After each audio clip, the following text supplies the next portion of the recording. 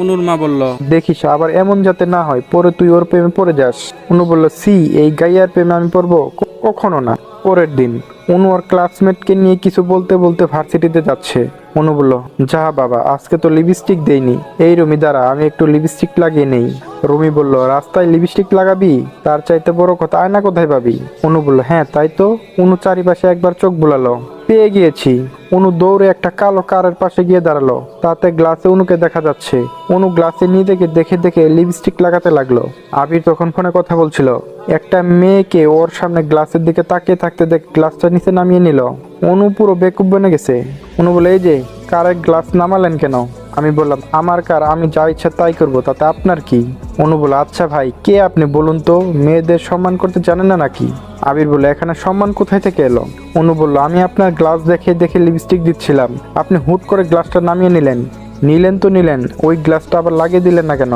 আবির বলল, আমার কার, আমি যা ইচ্ছা তাই করবো, সাজুগুজু করার আর কোনো জায়গা নাই নাকি? আসছে কারের গ্লাস দেখে লিপস্টিক লাগাবে, বাসায় কি আয়না নাই? অনু বলল, আপনি কিন্তু আমাকে অপমান করছেন, আমাকে অপমান করা আপনার কোনো অধিকার নেই। আমি বললাম, তুমি কি পাবনা থেকে পালিয়ে আসা সেই পাগল যাকে গত 14 দিন ধরে খোঁজা হচ্ছে? অনু বলল, আপনি পাগল, আপনার 14 গোষ্ঠী পাগল। আবির অনুর দিকে একবার রাগী দৃষ্টিতে তাকিয়ে কার নিয়ে চলে গেল। অনুর পাশে একটা 7 আপের বোতল পড়ে আছে। অনু সেটা তুলে আবিরের কারে ছুঁড়ে মারলো। অনু মনে মনে বলল, শালা কুত্তা। রুমি এগিয়ে এলো অনুর দিকে। কি রে, কি হয়েছে? অনু বলল, আর বলিস না, শালা লুজার আমাকে অপমান করেছে। তোকে বলেছিলাম লিপস্টিক দেওয়ার দরকার নেই।